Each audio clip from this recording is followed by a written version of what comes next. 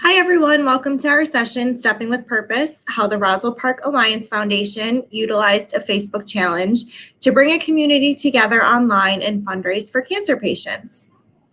My name is Allison Lockwood, and I am a senior fundraising coordinator here at the Roswell Park Alliance Foundation. And I'm Sammy Janik, and I'm the brand and digital marketing manager here at the Alliance Foundation. So we're super excited to be talking to you guys today. Just a quick background on the Roswell Park Alliance Foundation. We are located in Buffalo, New York.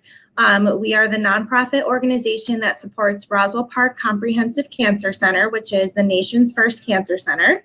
The funds that we raise go towards groundbreaking research and our innovative treatment options for patients, as well as patient care programs. And here at the foundation, we manage all of those donations that are made to Roswell Park.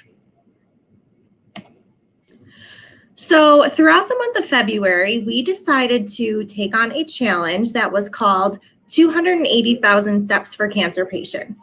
This was the first time that we've ever done anything like this, so it was brand new to us as well as our participants, so we were super excited to see where it would go. It really just came at the perfect time for us between the other fundraising events that we have. It was kind of a downtime in the year. We're getting ready to launch another big event. So we thought that February would just be a good time. Also, it's the winter. There's not very much for people to do, especially physically. So we were eager to see how this one would go.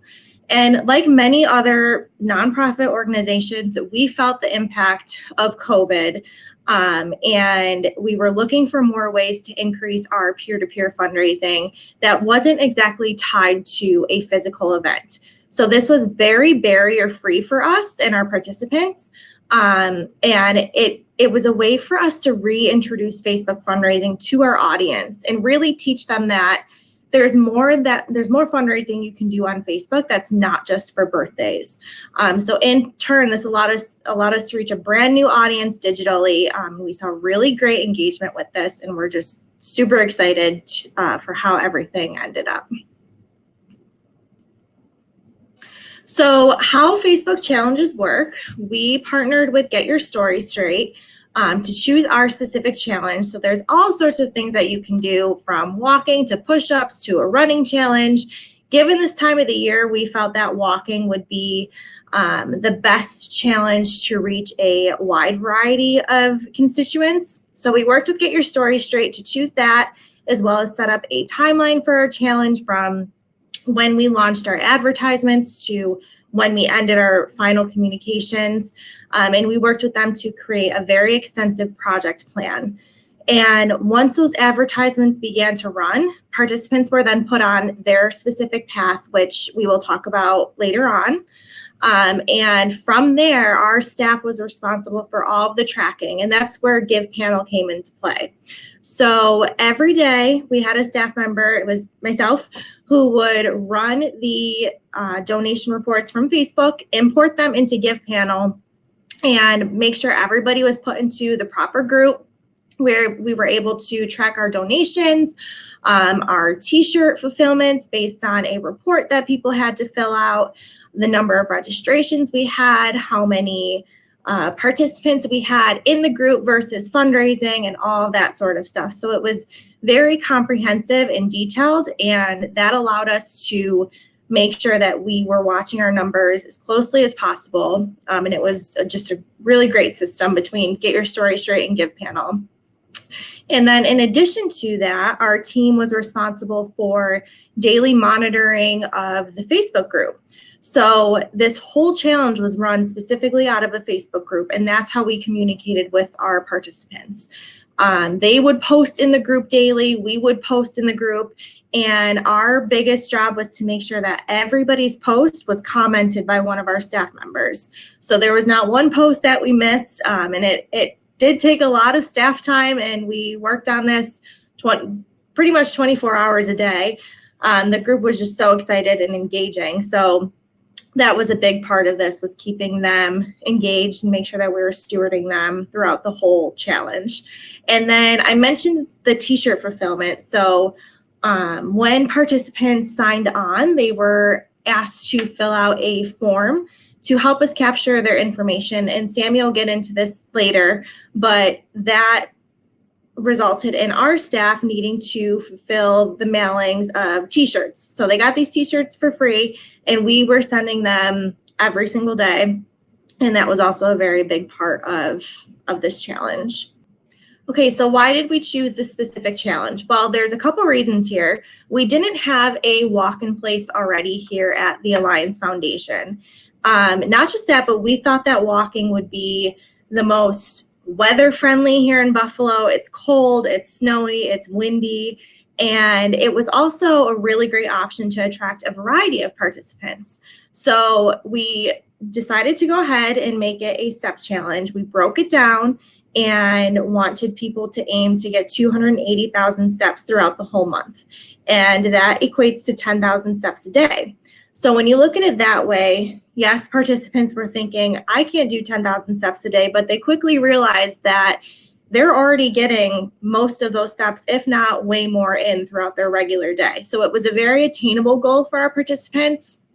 It was easy for them to track. They didn't need, any special technology. Many of them had a Fitbit or a Garmin that they would use. A lot of them just used the applications that you have available on your smartphone or a regular pedometer, things like that. So it was easy for them to track as well. So before diving into the specifics of the group and how we set it up, as well as what the ads looked like, we just wanted to walk everyone through the process of how it actually looked for participants. So what was their journey from start to finish?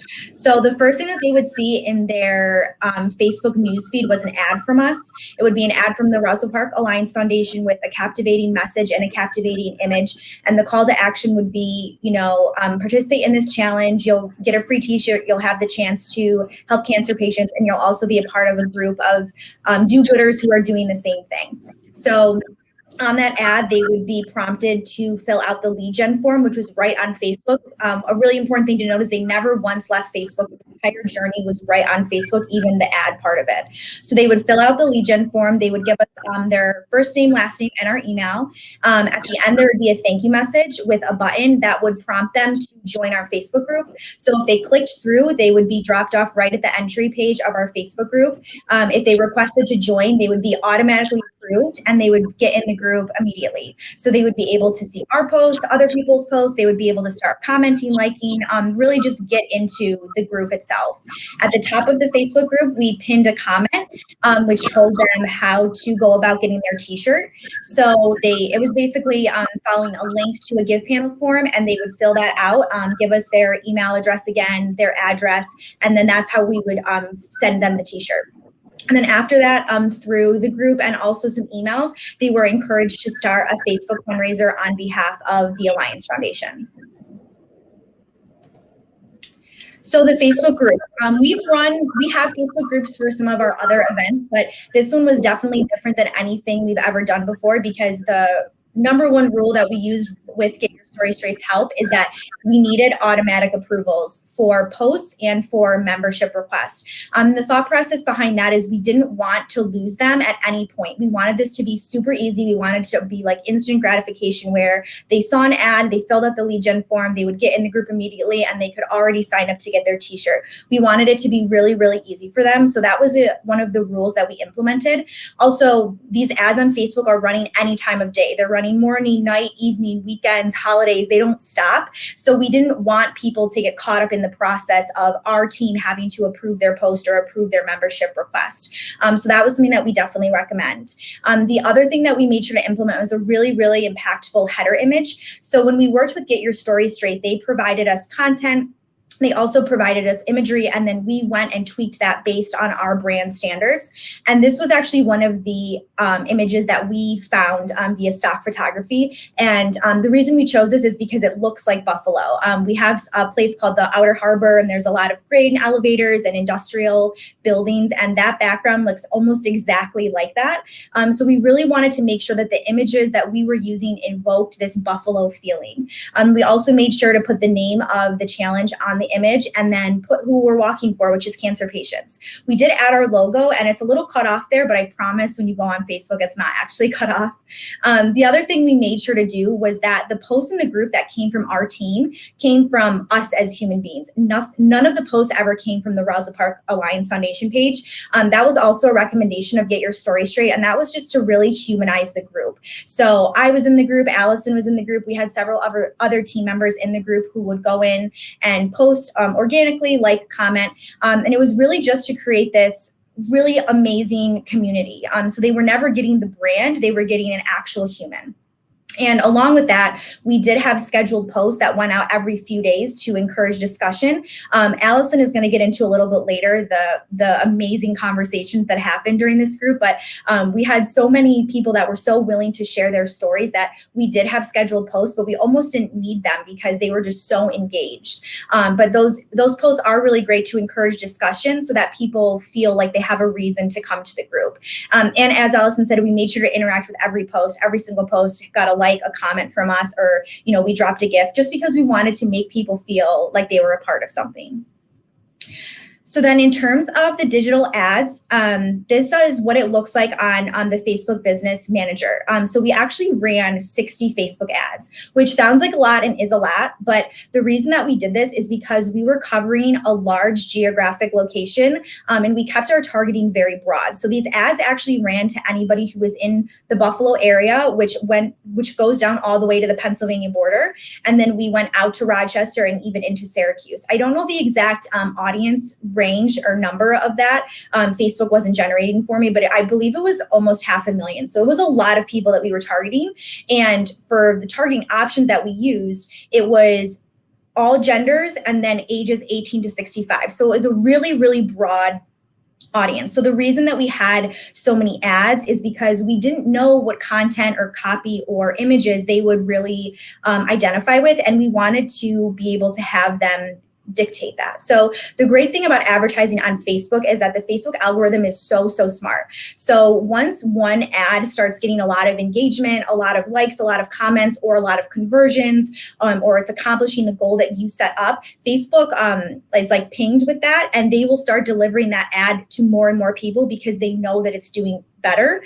And then the other ads that maybe aren't doing as well, they don't deliver it as much. So that's why we had so many copy and so many images to choose from to really let this audience dictate what copy and what content they liked. So within each of these ad sets, there were actually 6 ads. And so within those, we had the same copy, but different imagery. Allison, could you just flip ahead?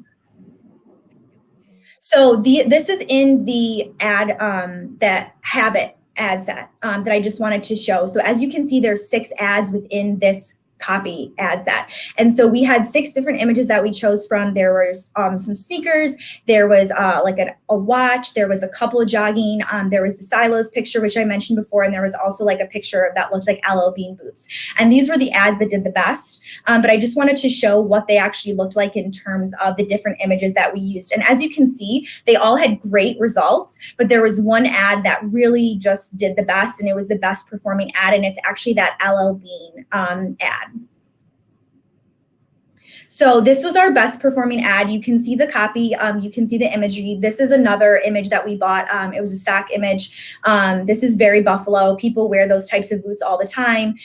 That trail it looks very Buffalo. It could be anywhere really around here. But this is a perfect example of letting your audience choose what ad they really identified with. So this caption was definitely longer than some of the other ones, but it really detailed out everything that they needed to know. It talked about the challenge itself. It talked about how many steps. It talked about the group, and it talked about the t-shirt. And as you can see, we generated over 1,800 leads just from this one ad. We had incredible reach. We had incredible impressions, and the cost per result was really amazing too. So it was about $1.34 every time someone filled out the lead gen form. So it was really, really exciting to see. And this ad actually got 219 comments. So even before they were in the group, they were already chatting with each other on the comments, which was really wonderful to see. We also did run other ads. So once they got in the group, we would target, or once they filled out the lead gen, we would target them. So if they completed the lead gen form, we would serve ads to them that encouraged them to join the group. And that was just kind of a catch-all. As I said previously, at the end of the lead gen form, there was a button to join the Facebook group. But if they didn't click through, or if they clicked through and didn't end up joining, they would get ads served to them over the next couple of days as like a reminder to join the group. So the challenge community, to put it simply, it blew us away. We, like I mentioned before, did not know what to expect going into this because this was brand new to us, and we were just really eager to see where it would take us. So we were thinking, we'll get a lot of people that are local to Buffalo and are already connected to the cancer cause. They're familiar with Roswell Park. But what was amazing is that we attracted participants from all over the world. I'm talking Europe, California, Florida, everywhere. So this event was so barrier-free that it wasn't tied to any sort of physical dated event that was at one specific location. So it really allowed us to reach people for exactly where they were. And that was a beautiful thing about doing this challenge specifically on Facebook. The stories that we heard from participants were just so inspiring. People started to connect with each other, and this was a group of complete strangers. And by the end of the challenge, we had a solid list of participants who pretty much naturally became almost ambassadors for the challenge, and were constantly commenting on other people's posts and sharing their own stories, and started to realize that they were so connected with these other participants, and everyone had their own individual story, but they were all in this for the same reason. When one person was having a bad day and maybe hadn't reached those 10,000 steps, other people were chiming in and commenting, saying things like, oh, I stepped 15,000 steps today. I will donate some of my steps to you. We saw that more times than we could count, and it was really amazing. Not just that, but people were getting super creative with how they were getting their steps in. Here in Buffalo, I mentioned it's cold, it's snowy, we had windy days. So people were getting outside, but the ones who might not have been able to, or realized at the end of the day, oh, I'm short on my 10,000 steps, I need to get some more in, would do things like walk around their kitchen island while they were cooking dinner, or they'd put on a video that would help them get steps in. We had videos being posted of people dancing to get their steps in. It was really, really cool to see how that unfolded. And people were just constantly motivating each other. Like I said, if one person wasn't having the greatest day, other people were still telling them every single step counts for cancer patients. You are doing this for such a great cause, whether you got one step in today or 10,000, it doesn't matter, don't give up. So the messages that we were seeing from our participants were really just inspiring and amazing. The fundraising simply blew us away. So Get Your Story Straight set us up with a project plan, which included projections throughout the entire challenge, from the date that our advertisements start to the end date of the challenge itself, which was February 28th. So we started running our advertisements on January 6th. The challenge itself did not start until February 1st. But you can see here, just on day 2 alone, we were projected to have 310 signups, and we saw 689 signups, and that was only the second day of running advertisements. Our fundraising on day 2 was through the roof already. We were projected to raise $1,100, and we were over $22,000. So it was at that point that we really realized, wow, this could be something, and let's see where it goes from here. So by day 21, again, the challenge did not start until February 1st, but technically our day 21 was January 27th. You can see our projections versus results were just skyrocketed. And then I'm showing you here the middle of the challenge projections versus results. So by February 15th, we were projected to have 1,800 members in our Facebook group, and we were already over 3,800 members. The t-shirt registrations is something that I do want to point out because, like I mentioned before, that's something that our staff was fulfilling daily. So we were projected by the middle of February to have had 1,200 t-shirt orders placed, and we had over 2,700 placed. So you can imagine just how many shirts we were mailing out every single day. We had to place a couple reorders, which was very unexpected, but it was so exciting to see these orders coming in, because not only did that mean that, you know, people were proud to participate and so excited to receive a free t-shirt for doing something so amazing, but it was helping us capture their information, which can be a downfall of Facebook fundraising, but that was one of our ways around it, and that really paid off in the end. And then by the end of the challenge, February 28th itself, we were projected to raise just over $72,000, and we had already raised over $208,000. So it was just incredible. Get Your Story Straight and Give panel were just as blown away as we were, and it was just amazing. So our final results from the group, I pulled this not even 2 days after the challenge had ended, and we had gone from raising $208,000 to almost $217,000. People were posting that they had finished the challenge. They were so proud of themselves. They were sharing that they completed these 280,000 steps with their family and friends and encouraged those last minute donations. And we just saw incredible results from those last couple of days. We ended up with 3,800 people in the group. We sent out almost 2,800 t-shirts, and we had 1,172 participants create a Facebook fundraiser that had at least one donation attached to it. In that lead gen form that Sammy had mentioned, there was an option to receive our marketing communications, and we had over 2,000 people opt in to hear from us after this challenge. So that was really great. What's next for us? We cannot wait to do our next challenge. We will probably be looking to change it up, maybe do a run or something along the lines of push-ups. We're not quite sure yet. But we are thinking that we will do something towards September and perhaps tie it to our Pediatric Cancer Awareness Month. The participants themselves are already craving another challenge, and one of the fascinating things that we saw was that one of the group members took it upon themselves to create a brand new group for the month of March. And they invited the other participants to join them so that they could keep their steps going and keep the momentum going. So that was amazing to see, and everybody just loved it and could not wait to hear for what we do next. And Sammy, if you have anything else to add, feel free. I'm good. Okay. So I just wanted to thank you all for joining us and watching our presentation. We hope that you were able to learn a lot and might adopt a challenge like this for your own organization. And we hope you enjoy the rest of the conference.